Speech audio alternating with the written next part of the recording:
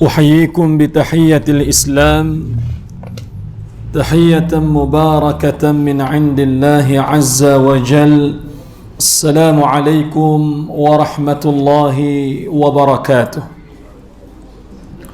Alhamdulillah, segala puji bagi Allah Jalla Jalaluh yang sama sekali tidak pernah mensia-siakan para hambanya. Ketika mana Allah memerintahkan kepada Nabi Allah Ibrahim alaihi salatu wassalam untuk menempatkan isteri dan anak baginda yang tercinta biwadin ghaira dhi dhar'in 'inda baitikal muharram, yaitu di satu tempat, di satu lembah ghaira dhi dhar'in, yang di lembah ini Allah tidak izinkan satu pun daripada biji benih tumbuh. Tidak ada tanam-tanaman, yang sudah pasti apabila tidak ada tanam-tanaman maka sumber air juga tidak ada, dan termasuk bekalan makanan untuk hidup di tempat tersebut juga tidak ada. Biwadin ghaira dhi dhar'in 'inda baitikal muharram, yang berdekatan lembah tersebut dengan rumah Allah yang mulia. Ketika Nabi Allah Ibrahim alaihi salatu wassalam melaksanakan perintah sesuai dengan suruhan Allah, meninggalkan isteri dan anak baginda yang tercinta. Lalu isteri yang mulia ini bertanya kepada suaminya, Allah amaraka bihadha, adakah Allah yang memerintahkan kamu untuk meninggalkan kami di tempat ini, meninggalkan aku dan anak? Baginda Nabi Allah Ibrahim tidak menuturkan apa-apa perkataan, sebaliknya hanya menganggukkan kepala. Lalu fahamlah isteri yang mulia ini. Lalu dia berkata, idzan lan yudayyi'ana, kalaulah sedemikian maka Allah sesekali tidak akan mensia-siakan kami. Segala puji bagi Allah Jalla Jalaluh yang tidak pernah mensia-siakan para hambanya. Wa afdalus salata wa atammut taslim ala habibinal Mustafa sayyidina wa maulana Muhammad wa ala alihi wa ashabihi ajma'in. Semoga selawat dan salam senantiasa Allah curahkan untuk hamba kekasihnya, baginda junjungan besar Nabi kita yang mulia sallallahu alaihi wasallam, kepada seluruh ahli keluarga baginda, isteri-isteri baginda, zuriat keturunan baginda, orang-orang yang Allah rezekikan mereka hidup bersama dengan baginda dalam kalangan para sahabat, orang-orang yang datang selepas daripada mereka. Semoga Allah merahmati dan meredai kita dengan mereka. Amin. Ya Allah, ya Rabbal Alamin. Yang dirahmati oleh Allah Subhanahu wa ta'ala, lagi amat dikasihi dan dimuliakan para pimpinan jawatan kuasa AQS ini, seterusnya ayah ibu sidang jamaah yang dirahmati dan dikasihi oleh Allah Subhanahu wa ta'ala sekalian. Alhamdulillah, kita bersyukur kehadrat Allah Jalla Jalaluh yang telah pun mempertemukan kembali kita setelah Allah rehatkan seketika di atas meraihkan perayaan melalui pilihan kita masing-masing. Maka Allah pertemukan sekali lagi di dalam bulan yang mulia, iaitulah Syawal Al-Mubarak. Mungkin dalam kalangan kita ada yang suka apabila selesai Ramadan, apatah lagi bila terkejut esok hari Isnin raya dah, dah mulai. Ada orang dia sedih sedikit hiba dan duka cita. Kerana bulan yang Allah mempromosikan segala bentuk promosi yang tidak sama sekali akan diulang pada bulan-bulan yang lain, melainkan setahun yang akan datang barulah promosi ini akan tiba semula. Sebahagian di kalangan orang-orang saleh, mereka sedikit hiba dan duka cita. Allahu Akbar. Bukan bermaksud mereka bersedih meraihkan Syawal, tak. Mereka juga membesarkan Allah sesuai dengan firman-Nya yang mulia, walitukmilul iddah walitukabbirullaha ala ma hadakum.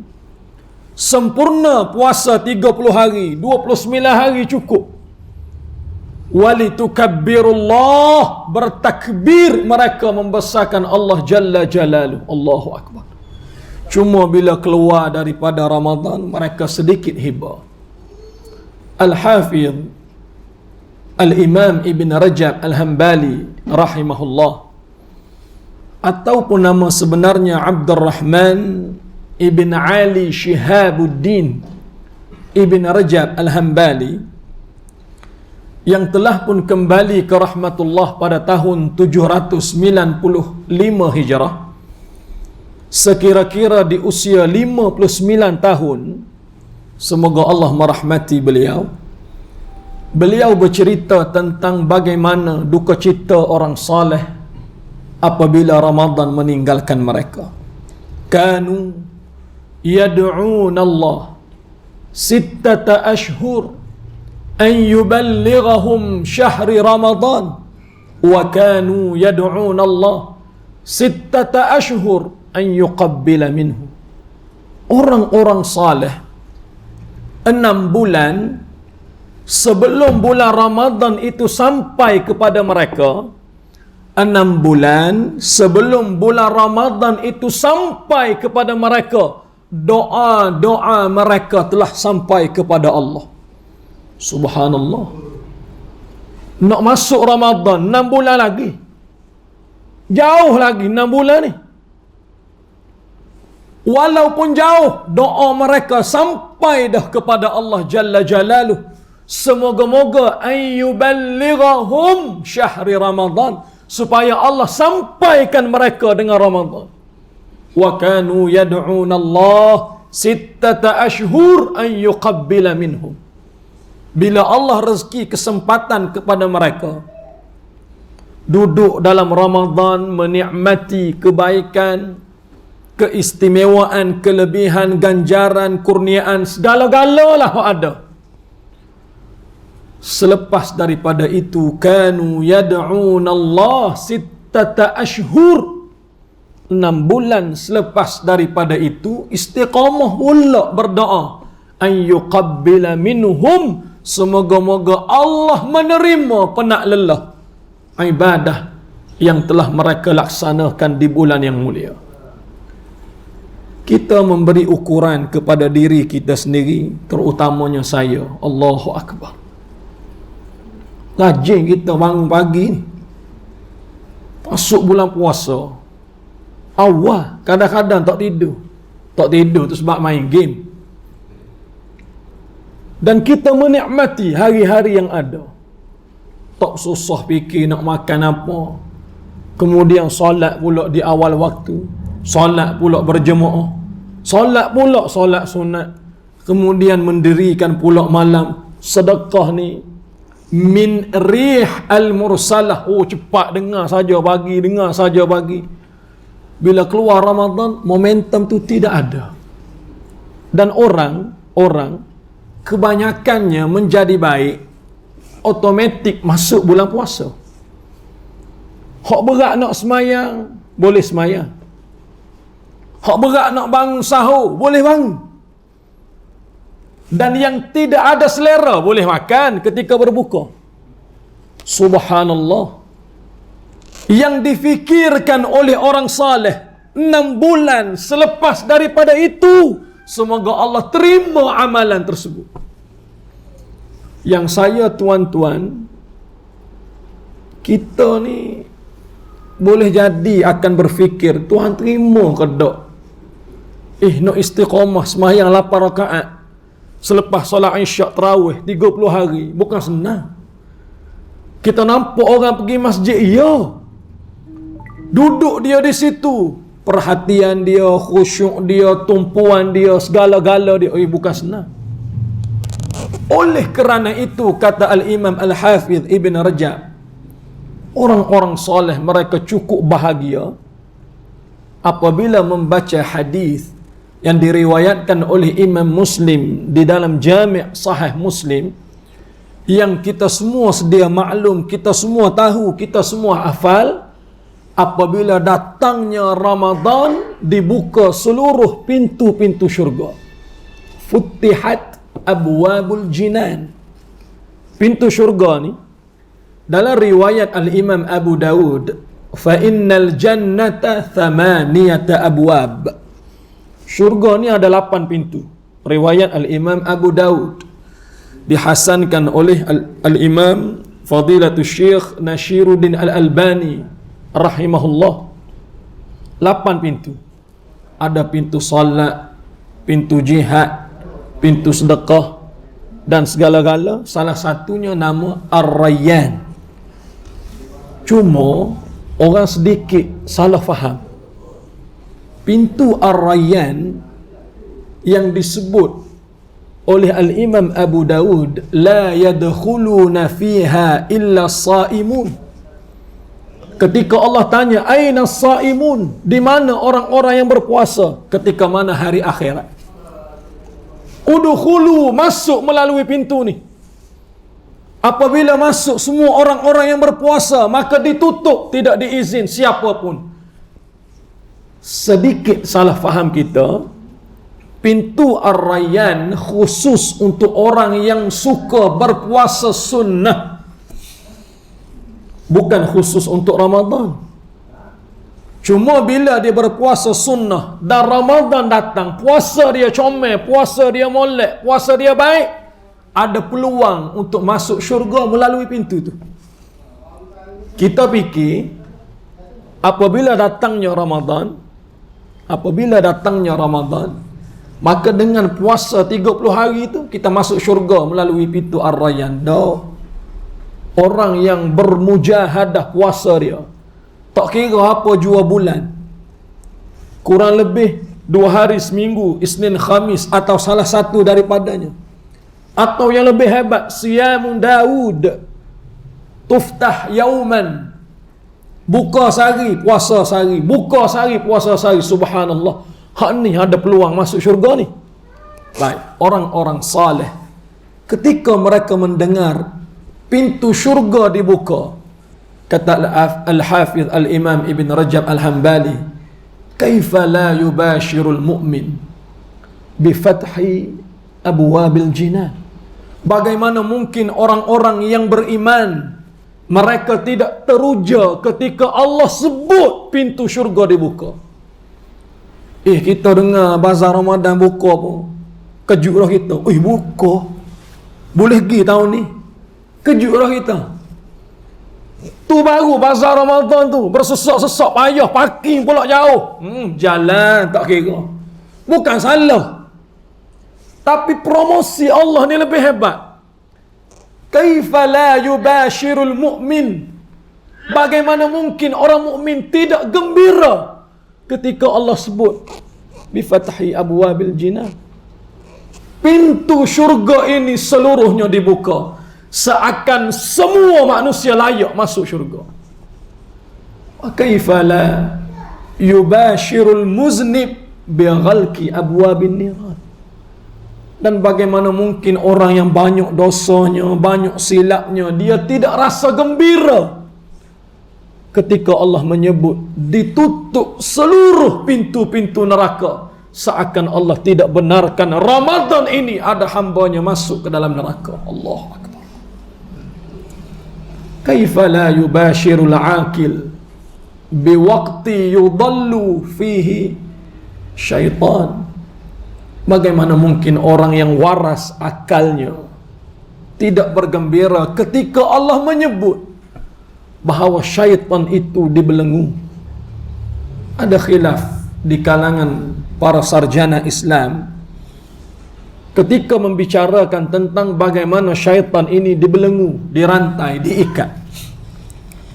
Kerana ada ayat Al-Quran yang menyebut wa kadzalika ja'alna likulli nabiyyin aduwwa syayatinal ins, syaitan dalam kalangan manusia, wal jin, syaitan dalam kalangan jin, yuhi ba'dahum ila ba' zukhrufal qawli ghurura, yang saling membisik antara satu sama lain supaya buat perkataan ataupun tingkah laku yang salah.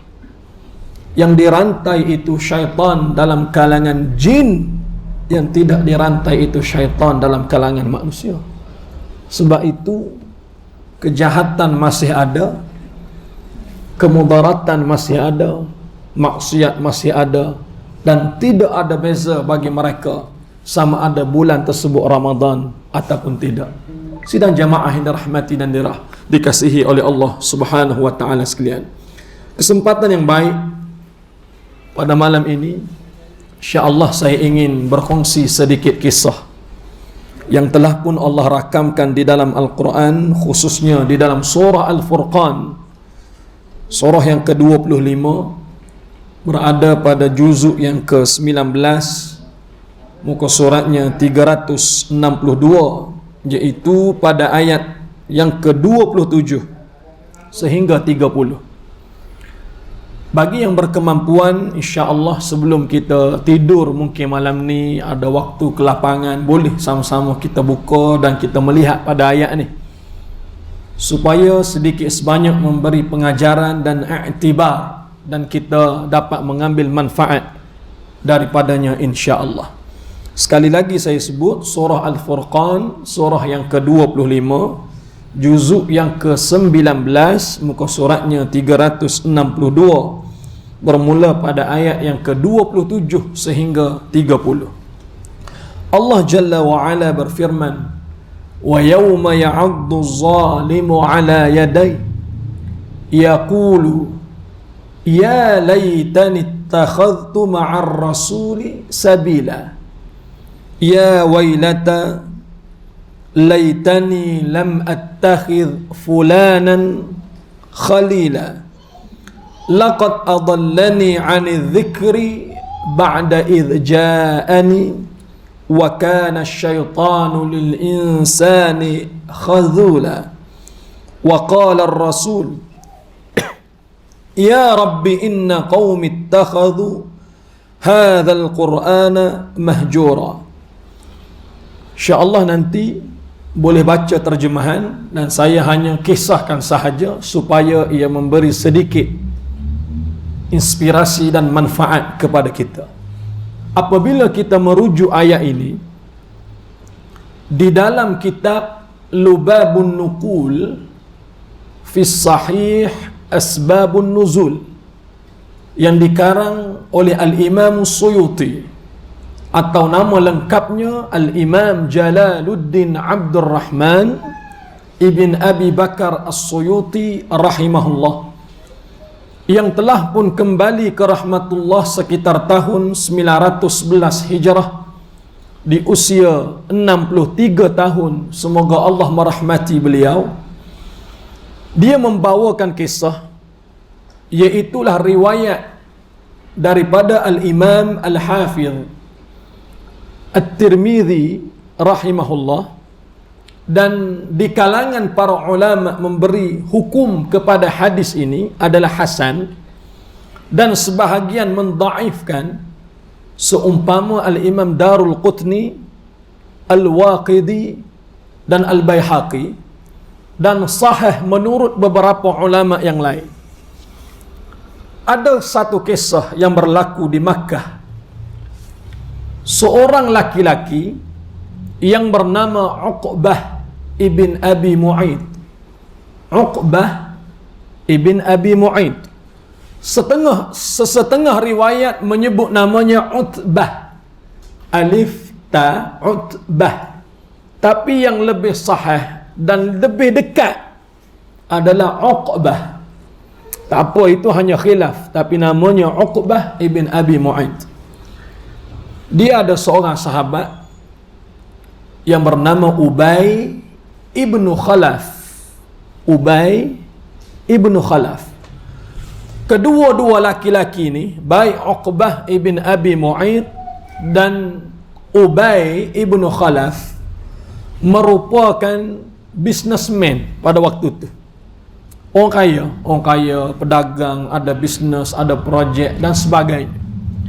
Kebanyakan mereka ini berniaga di kharij, di luar Makkah. Kisah ini berlaku sebelum peristiwa hijratul Rasul ke Darul Hijrah Madinah An-Nabawiyah Asy-Syarifah. Satu hari, oleh kerana Uqbah ibn Abi Mu'ayth dia meniaga, istilah kita kena jackpot. Jackpot. Kalau ketika nombor ni, kalau beli AAA, Kiss9 biasa. Kalau beli 4D Magnum Power, Magnum 4D 4 nombor, starting harga 250. Starting nombor nak beat tu di Magnum 4D, starting nombor 250. Harga dia 10,000 kalau menang. Dia beat, saya sebut jujur, nombor pelik kereta dia beat. Nombor pelik kereta tu 6236. Oh, saya beat 250. 6236 jumlah ayat Quran. Oh, dia beat jumlah ayat Quran tu 6236. Dia main 250, kena nombor tu 10,000. Bila kena, saya bukan apa ustaz, kena saya nak bayar zakat dulu. La ilaha illallah. Oh, ni pening ni. Oh, ni pening sungguh. Tok bila ada main dulu, saya ada kena seorang hamba Allah tanpa memberi keaiban kepada dia, tak kena pun. Sujud tu jatuh nombor. Saya dengar cerita mula-mula, sekali duk sembang dengan saya bla bla bla, handset ni duk di poket atas sambil nak naik motor. Sekali dia tunduk nak ambil apa, jatuh. Handset dia sekali nombor-nombor. Kita pun reti juga sikit-sikit. Bukan reti sebab main. Reti tengok je lah. Tengok, ish, 4D. Bawah tu, Magnum. Takkan tak bila main nombor. Confirm main nombor. Dan dengar rumus orang cerita, ustaz dia memang tak kena tangkap je. Sampai tempat tu, dia buang kopiah, letak dalam nasi, dia tikar nombor. Keluar dia pakai balik kopiah dia. La haula wala quwata illa billah. Kawan ni Uqbah ibn Abi Mu'ayth, dia kena jackpot hari tu. Cuma jackpot dia bukan tikar nombor. Bisnes dia kebetulan barang dagangan dibeli dengan jumlah yang banyak, habis dia jual. Kena hari tu dia bernazar dah, kalau habis barang dia buat makan. Dia akan jamu seluruh orang-orang Makkah wa haulihi dan kawasan sekitar. Hebat. Hari kejadian dia buat makan, dia panggil semua orang-orang Makkah yang ada, yang duduk kawasan sekitar, termasuk yang diundang ke dalam majlis makan dia adalah baginda Nabi yang mulia sallallahu alaihi wasallam. Nabi ni kalau bahasa mudah kita, sahabat datang kepada baginda bagi tahu ada seorang laki-laki namanya Uqbah, disampaikan kepada aku untuk menyampaikan kepada kamu bahawa dia telah menjemput kamu ya Rasulullah datang ke majlis dia. Lalu Nabi SAW ajib, baik, aku pergi majlis dia. Di hari kejadian ramai pakak datang majlis tersebut. Makan bawah raya. Bila makan, dihidang seluruh makanan yang sedap-sedap, maha-maha. Termasuk dihidangkan kepada baginda sallallahu alaihi wasallam. Sampai sahaja depan baginda, fayanzuru ilaih, baginda tengok saja hidangan tu. Makan pun tak, jamah pun tak. Tengok. Dia sebagai tuan rumah, Uqbah ibn Abi Mu'ayth, tengok jemputan tetamu pakak makan, belakang suka lah kita tuan rumah lah. Tengok orang tu makan selera, tambah pula. Ni saya tambah lah, ni bukan dalam riwayat. Sukalah kita tengok. Oh, kalau gitu boleh buat pula bila-bila. Gitulah ibarat dia. Kalau ramai-ramai habis pakat makan, tiba-tiba dia tengok Muhammad sallallahu alaihi wasallam hanya melihat kepada makanan, jamuk pun tak. Bahkan dalam riwayat yang daif disebutkan bahawa Uqbah tanya kepada Nabi sallallahu alaihi wasallam, "Ya Muhammad, limadha ta'kul?" Kenapa kamu tak makan makanan tu? Kamu menyangka ada racun ke? Ada mudarat ke? Ada bahaya ke? Gitulah ibarat. Sebab Uqbah waktu itu adalah seorang kafir, tidak beriman. Orang lain makan. Kamu Muhammad, kamu tak makan. Kalau bahasa kita, gamuk tak makan. Akad dah makan sikit. Nabi SAW memberi respon kepada Uqbah ibn Abi Mu'aid. Dia baginda SAW berkata, "La akulu ta'amaka hatta tu'minu billah." Dalam riwayat yang lain, baginda bersumpah, "Wallahi walladhi nafsi biyadih, la aqulu ta'amaka hatta tu'minu billah." Demi Allah yang jiwaku berada di genggamannya, aku tak akan makan makanan ini selagi mana kamu belum memeluk Islam. Tu dia. Orang ajak mari makan di rumah. Mari di rumah orang, bagi syarat pula ke tuan rumah. Nabi SAW beri syarat. Boleh nak suruh aku makan, kamu masuk Islam dulu. Masuk Islam, aku makan makanan ni. Baik. Orang Arab, syarat bagi mereka cabaran. Boleh kalau kamu nak ikut aku, tapi kamu kena lari dulu sejauh sekian-sekian. Cabaran. Boleh nak suruh aku makan, kena masuk Islam dulu. Cabaran. Kalau tak sahut cabaran ni, bukan anak jantan lah bagi orang Arab.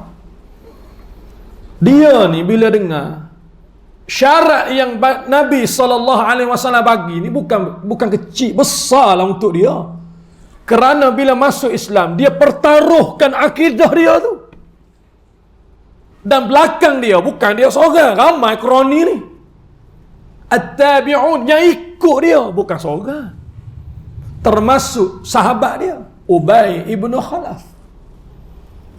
Oleh kerana fikir, tengok tak boleh jadi Muhammad ni. Penyudah dia tak makan, menjadi keaiban kalau tak makan. Dan orang akan berkata, dalam banyak-banyak Muhammad tak makan juga di rumah dia. Aib. Lalu dia sebut, "Ya Muhammad, aku akan masuk Islam." Maka dia beriman kepada Nabi SAW. Dia menyebut keimanannya kepada Allah dan baginda. Selesai. Nabi SAW bismillah dengan nama Allah makan. Akan makan sampai habis, selesai ta'ami, selesai. Nabi SAW balik. Yang menjadi saksi kejadian di tempat tersebut bukan sedikit, ramailah tengok.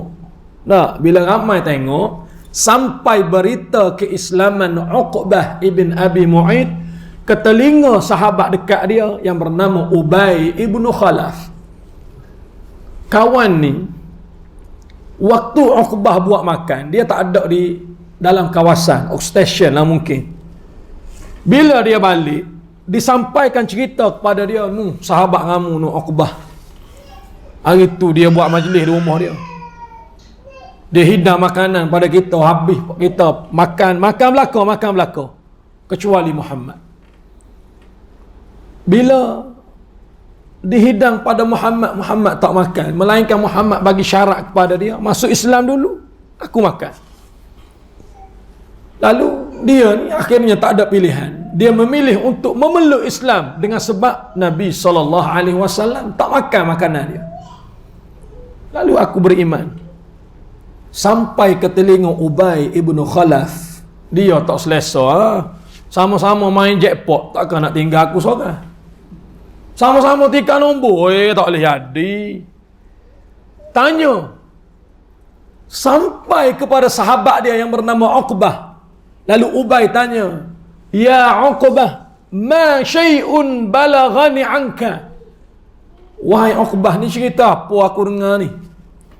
Orang cerita pada aku, orang sampaikan kepada aku, orang khabar kepada aku, kamu ni cerita ma syai'un balaghani anka. Cerita apa ni? Gitulah ibarat. Sama keadaan situasi apabila selepas berlakunya peperangan Hunain tahun ke-8 Hijrah, apabila baginda sallallahu alaihi wasallam tauzi' al-ghanimah, membahagi-bahagikan harta ghanimah rampasan perang, Nabi sallallahu alaihi wasallam bagi semua kepada ahlul Makkah, orang-orang muhajirin, semua Nabi bagi semua. Banyak. 6,000 ekor kambing. Ada 4,000 auqiyah perak, duit perak 4,000 jumlah dia. Sebahagian riwayat menyebut 24,000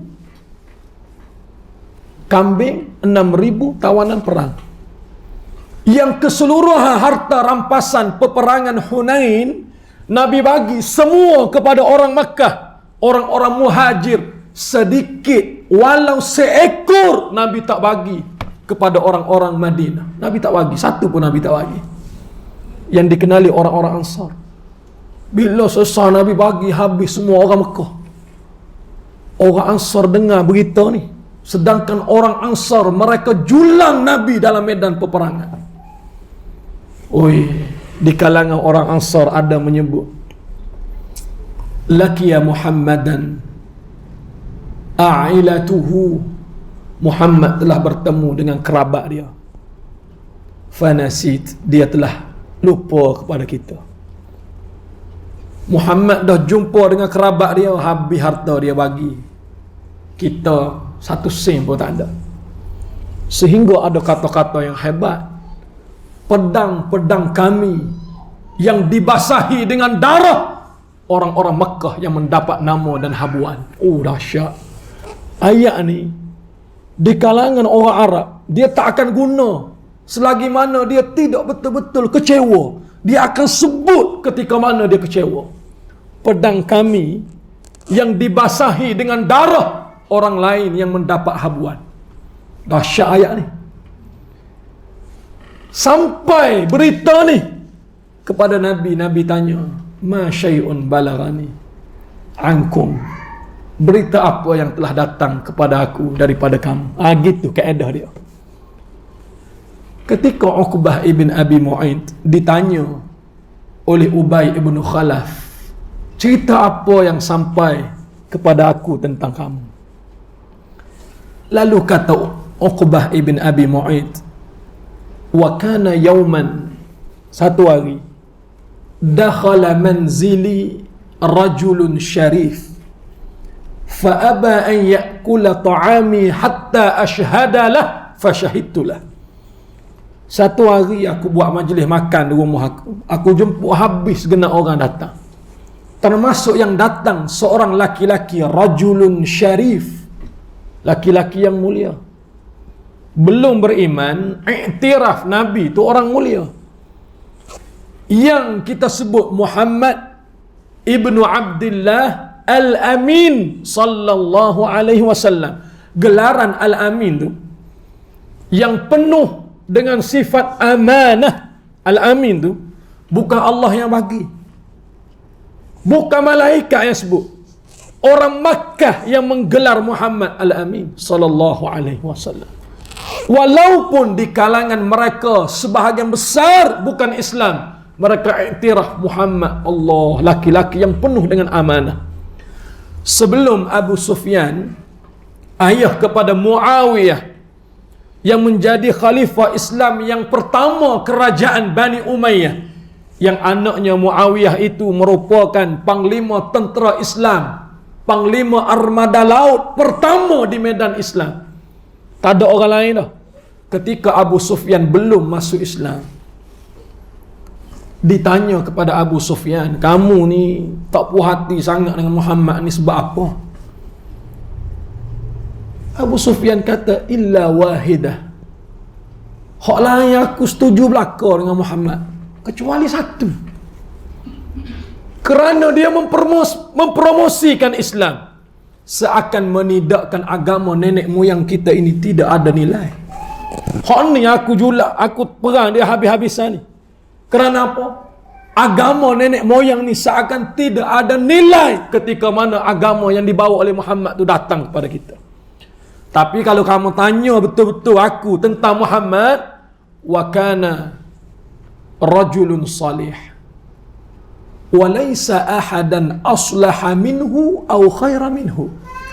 Tapi kalau tanya aku betul-betul, Muhammad ni orang yang macam mana? Abu Sufyan kata, dialah laki-laki yang saleh. Tidak ada seorang pun yang boleh mengatasi kesalehan Muhammad atau lebih baik daripada Muhammad. Wih, dahsyat. Dakhala manzili rajulun syarif. Datang ke rumah aku salah seorang laki-laki yang baik. Fa aba an ya'kula ta'ami hatta ashhada lah. Dia enggan makan makanan yang aku hidangkan kepada dia. Fa syahidtulah. Dek kerana aku tidak beriman, maka aku beriman kepada dia, malu. Fastahyaitu, aku malu. An yakhruja min baiti falam yut'am fashahidtulah. Aku malu sangat. Kalaulah Muhammad ni balik dari rumah aku pada hari kejadian, dia tak makan, tak jamah makanan aku hidang, fastahyaitu, malu sungguh aku. An yakhruja min baiti falam yut'am fashahidtulah. Kerana malu itu aku memeluk agama Muhammad. Bila member ni dengar jawapan yang tuntas lah daripada sahabat dia, tak boleh jadi ni kawan ni masuk Islam dah, ikut dah Muhammad ni, beriman dah, terima dah Allah dan Rasul. Lalu Ubay ibn Khalaf yang merupakan sahabat baik kepada Uqbah ibn Abi Mu'aid, dia menyebut kata-kata yang cukup, Allahu Akbar. Wajhi min wajhika haramun illa qita Muhammadan falam tabzuk fi wajhi. Wajhi min wajhika haramun. Wajah aku, wajah ni kemuliaan lah, maksudnya diri. Orang Arab bila sebut wajhi, wajah aku maksudnya diri aku lah. Kenapa dinisbahkan kepada wajah? Kerana kepala, muka ni adalah kemuliaan. Wajah aku min wajhika, dengan wajah kamu, haram. Lepas ni haram dah kita bertemu. Dengan syarat, kalau nak baik, nak kawan seperti dulu, illa qita Muhammadan falam tabzuk fi wajhi. Dengan syarat, kalau nak kawan lagi dengan aku, kamu jumpa Muhammad, ludah atas muka Muhammad, ludah atas muka Muhammad. Yang nak diludah tu Nabi. Nabi ni besar pada ayah kita.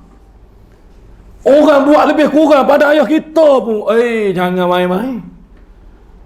Maruah tu, maruah keluarga kita, ayah kita pula, jangan main-main. Hak ni Nabi. Bayang ludah ni hina. Di dalam riwayat yang hasan, ketika ada Israel ke sini. Ada Israel, subhanallah. Baik, nak rehat pesanan penaja ke nak sambung? Sambunglah sambil Israel menyerang tu kita walah. Ketika habis. Baik. Ketika seorang laki-laki yang masuk syurga, riwayat ini adalah dhaif mengikut al-Imam Darul Qutni. Seorang laki-laki masuk syurga dan ibunya masuk neraka.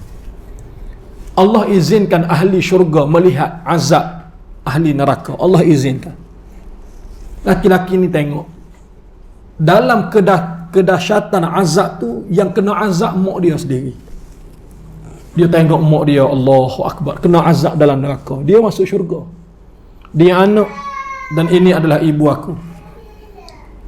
Lalu dia menyebut dan meminta kepada Allah agar dibolehkan untuk dia memberi segelas minuman kepada mak dia. Ahli syurga, dia minta apa pun Tuhan bagi. Bagi segelas minuman untuk dia berikan kepada mak dia yang sedang azab, kerana dia melihat dahsyatnya azab. Waktu dia minta, Allah tidak izinkan.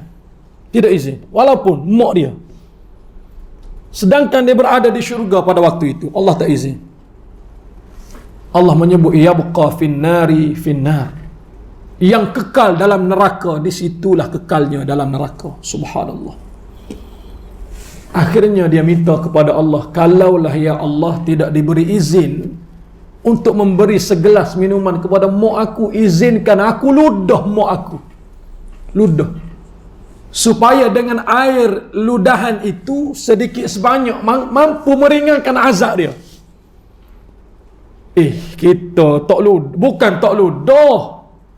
Nak kata kasar pada mak pun kita tak tergamuk. Tipu pun tak tergamuk, kerana kita tahu, mak kita tahu kalau kita tipu. Sungguh, Allahu Akbar. Ketika dia minta kepada Allah untuk ludah kepada mak dia, kurang-kurang air ludahan ini mampu meringankan azab mak aku, Tuhan izinkan untuk dia ludah.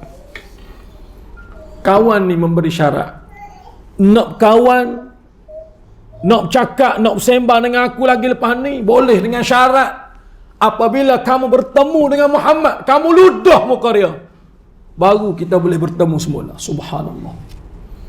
Diringkaskan kisah ini, awal-awal bila Nabi tak makan, memberi syarat untuk masuk Islam, baru Nabi makan, itu cabaran untuk dia. Bila member baik pula memberi cabaran, nak baik semula dengan aku dengan syarat ludah atas muka Muhammad, cabaran sekali lagi ya. Dan kawan ni dia buat sungguh, dia ludah sungguh. Bila dia bertemu dengan Nabi SAW betul-betul di hadapan Kaabah, fi amami baitillah, depan Kaabah, ketika baginda selesai, wallahu alam, disebut tawaf, disebut salat dan sebagainya, sedangkan peristiwa ini berlaku sebelum Isra Mi'raj. Bila Nabi menoleh kepada Uqbah ibn Abi Mu'aid, on the spot dia ludah atas muka Nabi. Cuma maha suci Allah, Allah jadikan air ludahan dia dengan wajah Nabi yang mulia ini ada sitrah, ada jidar, ada penghalang, yang apabila kena kepada penghalang tersebut, percik semula ke wajah dia. Setengah riwayat yang daif menyebut, saya tak pasti istilah, tapi dekat-dekat takassarat. Takassarat ni dia berkecai.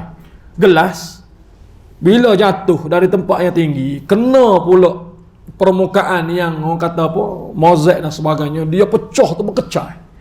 Takassarat di sini maksudnya terbakar.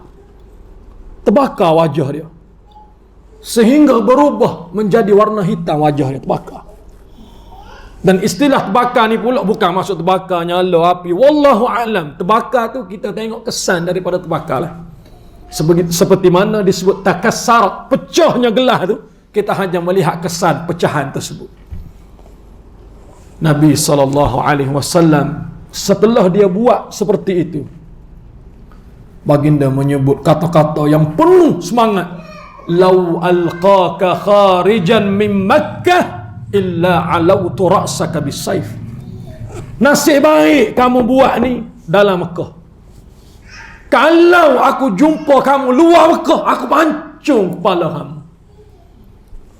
Lau alqaka kharijan min Makkah, kalau aku bertemu dengan kamu luar Mekah, illa alautu ra'saka bisayf, aku tak akan tengok saja, aku pancung kepala. Maksudnya apa?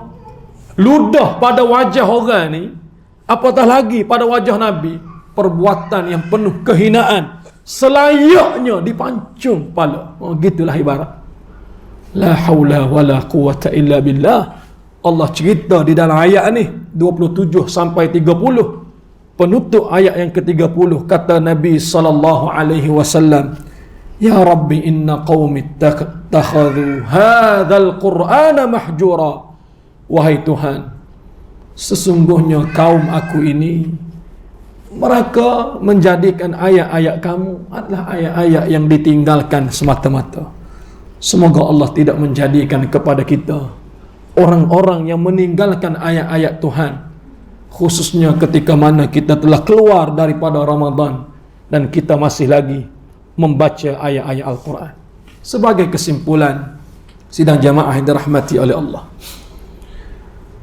apabila kita berada di dalam Syawal, ada beberapa siri peperangan yang berlaku, yang sahabat ini mereka akan masuk dalam medan peperangan dengan dua matlamat.